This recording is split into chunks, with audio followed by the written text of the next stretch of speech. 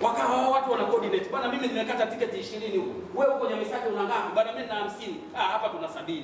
Zikifika 200, mtu hana haja ya kusafiri. Anabaki pale pale, anasema mimi nitakata tiketi yako ya kesho, nitasafiri. Hivi kuna gharama gani kuweka ofisi pale Mbagala? Ambako kuna taasisi nyingi tu za serikali. Lakini wenzetu hawa mheshimiwa hawataki kujiongeza, na hawataki kujiongeza kwa sababu wao hawajawahi kuishi visiwani. Na wewe bwana tumuulize. Bwana umeshawahi kuishi visiwani? Ushawahi kuishi visiwani mahali popote pale? Ushawahi? Hujawahi kuishi visiwani. Kwa hiyo huyu changamoto za visiwani hazijui.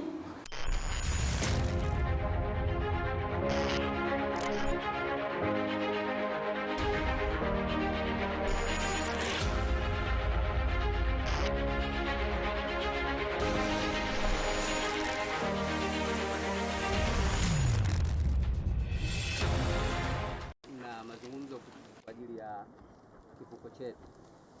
Kivuko chetu, kwanza tunashukuru sana kupata kivuko hicho, ingawa hakitutoshi sana, lakini neno kubwa ambalo nimeliona katika kivuko, wale wahusika wanatueleza abiria wanaokwenda mule hawazidi 200 na mizigo tani 100, lakini kuna siku nyingine abiria wanazidia 200 hapa, alafu wakiwa wametoka huko wengine, labda mtu ndo ana hela ile ya nauli tu ya kufikia kwake, anakosa sasa mazingira ya kusafiri, bado inakuwa kero. Lakini ukiangalia kwenye chombo kuna mzigo mdogo ambao abiria wangetosha kuwepo humo, lakini hilo halifanyiki. Sasa nilikuwa nawaomba waheshimiwa liangaliwe zaidi na hilo. Asante. Nilijua kwamba kwa ugeni wa leo lazima maji yatatoka, lakini nafahamu kuna hoja msingi moja ambao wanafanya hivyo. Pale nje kuna choo cha kulipia. Kwa mkakati wao, watu wote abiria wanaokwenda visiwani, Mafia ama maeneo mengine, watumie choo cha nje kwa choo cha ndani. Kwa hiyo ni mkakati maalum ambao umepangwa. Lakini la pili, kuna meneja wa bandari wa hapa Nyamisati. Huyu mtu ni hatari sana. Na kama Kibli amepindukia wa Kibli. Mimi nilikuja hapa hiyo siku ambayo Jumamosi naelekea kwenda Mafia. Miongoni mpiga simu naibu waziri wa elimu Mbunga, ni mimi mmoja hapa nikiitwa chama. Tunaomba tumpigie kiongozi wa meli atusubiri kile kutukoje, tunakwenda. Kwa bahati nzuri tukafika hapa Gatini ba. Baada tukazuia mimi nikatumia mbavu nikaingia ndani na wenzangu wameingieni. Kuingia. Kufika hapo kwenye gate hapo njiani hapo ndo palikuwa pana vita kama jihadi. Huyu meneja wa bandari hapa Nyamisati namwambia hivi, kuna watu hapo tumechelewa, tunaomba msaada tuende Mafia. Hekima yake ile sema tu hii wote imejaa, akaka busara, ametoa maneno ya jeuri na fedhuri. Nikampigia simu naibu waziri, akamwambia nipe niongea naye. Amekataa kuongea simu naibu waziri. Na akasema kwamba naibu waziri ni nani kwa mimi? Naibu waziri mimi simfahamu naibu waziri wa elimu nani? Lakini kwa mimi kuna tiketi, nikapanda meli nikaondoka, wenzangu wakabaki. Wakapanda boti ndogo kwenda Mafia. Wamerithi maisha. Lakini si hilo tu. Kwenye kivuko chetu cha Mafia kuna mtu anaitwa Mzee Kizee. Mzee nasema kama mtu ambaye amekosa hekima na busara kwa umri wake. Anajibu jeuri na mafedhuri kwa abiria, hata mimi mwenyewe tushakujibishana naye. Nikaweka heshima kutokana na ule umri wake. Ndio mtu mzima anakosa hekima. Ni mtu ambaye tatizo kubwa sana mheshimiwa. Na kama siwezi kuomba kukuradhimisha, kama inawezekana huyu mtu bwana leo iwe mwisho, kama inawezekana iwe mwisho leo kwenye kivuko chetu Mafia. Hodi kila siku na ofisi yangu ya chama watu wanalalamika malalamiko, Mzee Kizee. Ana shida, ana usala.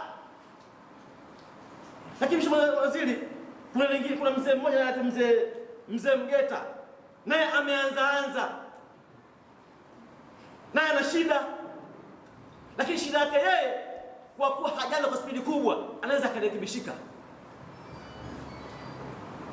Nilichogundua zaidi mapungufu makubwa yaliokuwepo kwa msimamizi mkuu wa kivuko Sungura. Ameshindwa kwa control watu hawa. Ameshindwa kuwasimamia, uwezo wake ni mdogo mno. Sijua mkuu wa usimamizi wamepataje yani kwamba kauli yake yeye haina nguvu, kauli ina nguvu ya Mzee Kizee. Lakini sio Mheshimiwa Naibu Waziri, siku ya Jumamosi kapteni aliondoa meli hapa, ametoa maneno ya jeuri na fedhuli dhidi ya Mheshimiwa Naibu Waziri, na nimeyapata Mafia leo. Wakati tunakwenda Mafia, mbunge alipiga simu, kuna mwananchi mmoja anaitwa Madobe, naye alipiga simu kuomba msaada, subirie ili tupate kitu tuna Mafia. Akajibu kwamba mimi subiri, hata mbunge wa Naibu Waziri amepiga simu, hata mimi nimeondoka. Hadi ananiambia kitu mimi. Anaongea kapteni wa meli sasa sijui kwa sababu yeye mtu wa Singida Marine aona kama hawezi kuwajibishwa huko, lakini ni tatizo, ni jeuri. Mwisho na waziri lingine kwenye kivuko cha kwenda Mafia, mizigo watu wachukua hela kama za kwao, na nitataja majina hapa. Mwisho na waziri, wakati natoka Mafia nilisafiri na msimamizi wa kivuko cha mkoa wa Pwani, mama nataka sijui kwa yupo hapo. Tulisafiri kwenye kivuko vile, kuna mwananchi mmoja alitozwa shilingi 2,000. Shilingi 2,000 ile hakuwa risiti. Mimi baada ya kuona hali ile nikamfuata pembeni, akaniambia hivi, kweli mimi sikutoza risiti, nimechukua nimempa. Kuna dada mmoja kwenye meli mule, jina sijui, lakini kuna binti ipo kwenye meli mule, anachukua hela kama karanga. Hana wasiwasi wote, hela kama.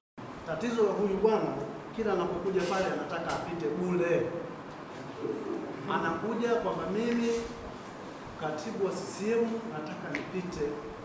Tiketi iko wapi? Mimi sijaambiwa kwamba katibu wa CCM anapita bila kulipa ya ugomvi wetu.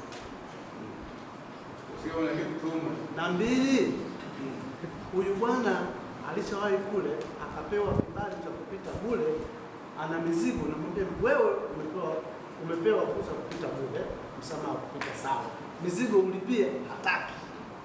Kwa hiyo ugomvi wetu bwana, kila anapokuja pale anataka kupita bure, na mimi nakataa.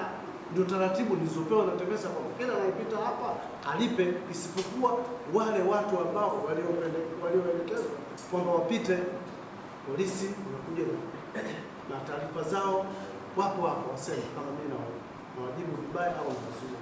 Jeshi, majeshi yote wanapewa uhuru, ila tatizo la huyu bwana anataka bure, ndio ugomvi wetu. Simu karibu kila siku, kama sio simu 5 zitakuwa simu 10 za malalamiko kuhusiana na swala la bandari, lakini vile vile kuhusiana na swala la kivuko chetu.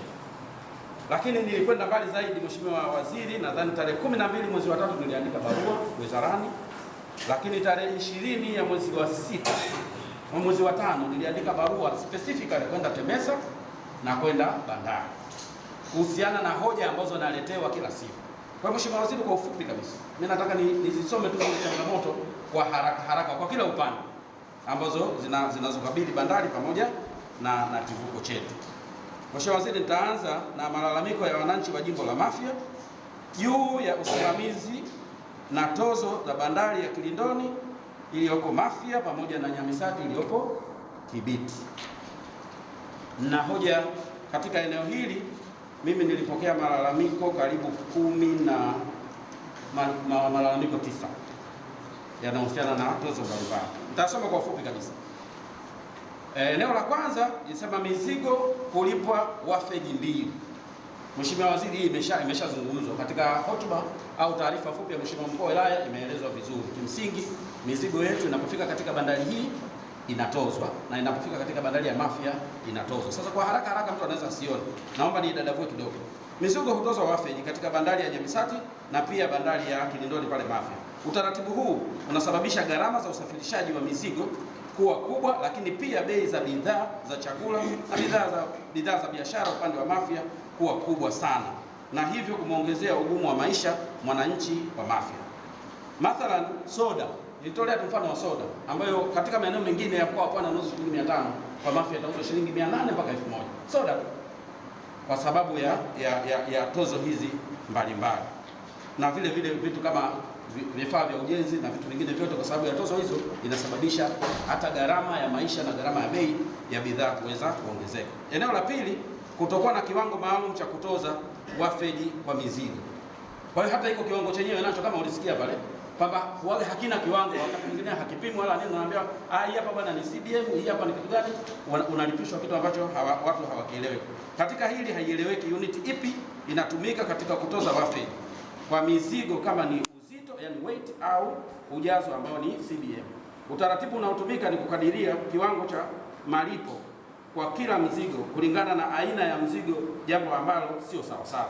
Wasafirishaji wa mizigo wamekuwa wakilalamika kuwa mtu anaweza akalipa pesa kidogo kwa mzigo mkubwa na yule alibeba mzigo mkubwa akalipa pesa kidogo. Eneo la pili.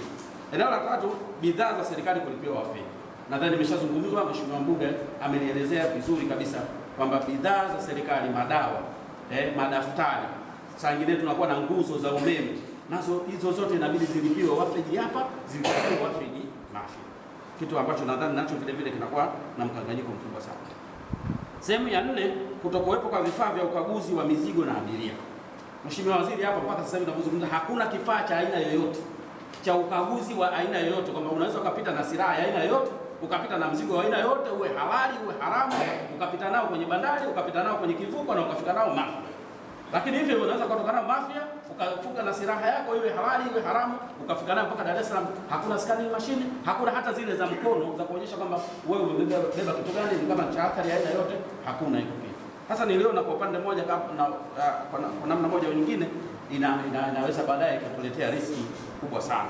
Eneo la 4, eneo la 5 ni matumizi ya jengo la abiria ya Misati. Jengo sijui kama utaratibu umebadilika sasa hivi. Lilikuwa linafunguliwa jengo la kusubiri abiria nusu saa kabla abiria hawajapanda kwenye chombo. Kwa hiyo mtu akija hapa asubuhi alikuwa anahangaika huko kwenye vibanda huko stendi wapi, wakati jengo zuri lipo na limetengenezwa kwa ajili ya abiria, lakini lilikuwa halitumiki. Jambo hilo lilikuwa hapa na lilikuwa kule Mafia. Bahati nzuri Mafia kule tulipigizana makelele, baadaye ikawa imeruhusiwa lile jengo kutumika. Lakini hili la hapa Nyamisati ikawa ni mtihani, matumizi yake linafunguliwa nusu saa kabla abiria kupanda. Sasa wengine wanakuja ni wagonjwa, wengine ni watoto wadogo, ili paswa wapate sehemu nzuri ambao wanaweza wakakaa wakajistiri mpaka mtu anasubiri safari yake kuweza kuondoka. Kwa hiyo nalo hilo lilikuwa ni shida kubwa sana, Mheshimiwa Waziri. Sehemu ya 6, utaratibu mbovu wa gharama kubwa kwa vibarua wanaoshusha na kupakia abiria. Hii upande wa Mafia. Mtu anaitwa Sungura, mtu anaitwa Mzee Captain yuko kwenye matazamio, tunafanyia kazi, tunafanya homework, tunafanyia kazi wema. Hawa mtendaji mkuu awasimamishe kazi kuanzia leo, alafu afanye uchunguzi. Ikidhibitika kwamba hawajafanya haya, watarudi kazini. Ikidhibitika kwamba wamefanya, watafuata hatua zingine za kiutumishi. Umeelewa ndugu yangu?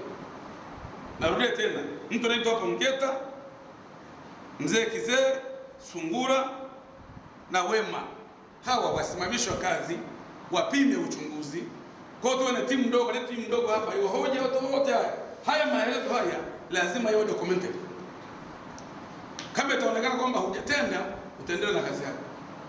Kama imeonekana kwamba umetenda, basi hatua zingine zitafuata. Lakini DG wa TPA ndio tusi hapa atoke. Sasa tayari ameleta kitu ambacho tufahamu. Kama utampangia shughuli nyingine huko, lakini hapa asiwepo hapa Mafia. Peke sehemu nyingine leta mtu mmoja hapa mzuri na wengine. Na nataka niambie watu wa TEMESA, ni aibu sana kwa kweli. Mimi nimefanya ziara, nimekuja ofisini kwenu, na sasa hivi ziara yangu itaenda kwenye vivuko vingi kweli. Kila mahali kuna malalamiko. Sasa nashangaa wewe mtendaji mkuu anafanya kazi gani? Mimi nimekuuliza hapa, mara ya mwisho kuja hapa Mafia, kwenda Mafia kuja hapa Nyamisati mimi ukumbuki? Ndio maana unaona watu hapa mtu watu. Yaani uliona wapi mtu ambaye unategemea watu wakulipe fedha, alafu unapeleka tena jeuri kwao? Uliona wapi? Huwezi kuendelea. Sisi tumetangaza ajira pale, Mheshimiwa Rais ametoa kibali kwa ajili walimu 6,900. Vijana walioomba karibia 100,000. Sasa nashangaa watu ambao wanapata kazi, alafu wanaichezea. Nishangaa sana. Imetangazwa ajira 200,000, ajira 6,900. Watu walioomba karibia 100,000. Wewe una kazi hapa, unajibu watu jeuri. Watu ambao wasipopanda hicho kivuko, hautalipwa mshahara, hautakuwa na kazi.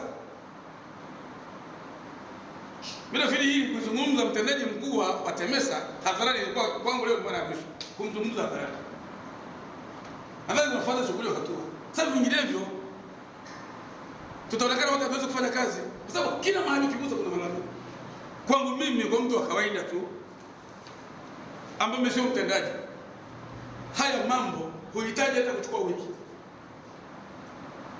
Na kwa Mheshimiwa Naibu Waziri, nadhani tuwape wiki moja. Ndani ya wiki moja tupate majibu ya hoja kwa hoja, na tutarudi hapa. This time around tutafanya mkutano kule Mafia Ng'ambo. Tutafanya na mkutano hadhara kabisa ili wananchi waelezwe kitu gani. Kwa hiyo wakati DG wa TPA utakuwa umepata majibu ya hilo ambalo mnalifanya kazi. Kwanza nakupigia makofi bwana, ananiheshimu sana. Hata ile hatua hapa. Lakini mtu ambaye ana adabu, ana nidhamu, anaheshimu watu, nimemwita amekuja hapa. Sasa mambo hapa haiwezekani naibu waziri anadhalilika. Ulikuwa unamvua nguo mwenzangu hapa. Wewe mtumishi wa kwenda kupiga simu na naibu waziri huwezi kupokea. Maana yake huyu ukimdharau, hata mimi nidharau. Mimi nilikuwa naibu waziri wa TAMISEMI. Nimekuwa naibu waziri wa muungano na mazingira. Leo nipo ujenzi, kesho mimi nitakuwa wapi?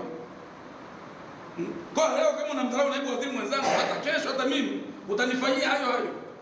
Na mimi sitarajii kwamba nikienda kwenye issue ya elimu kuna mtu atadharau kwa sababu siko elimu. Hapana, hatuko hivyo. Sisi ni watumishi wa serikali, tumepewa nafasi muhimu sana. Mheshimiwa Rais ametuamini tusaidie kazi hii. Na sisi ni watumishi wa serikali, wanalazimika kufanya kazi hii pia. Kwa sababu mkiendesha kivuko hiki vizuri kwa faida, mkaboresha huduma, mizigo kaeleweka, tukapata wateja wengi zaidi, ndio tunalipa mishahara humu. Niliwaambia wananchi pale kwamba asije hapa mtu akakutisha. Mtumishi yote wa serikali awe na VX, awe na kitambi, awe hana kitambi, hiyo hela ya kwako ya Watanzania.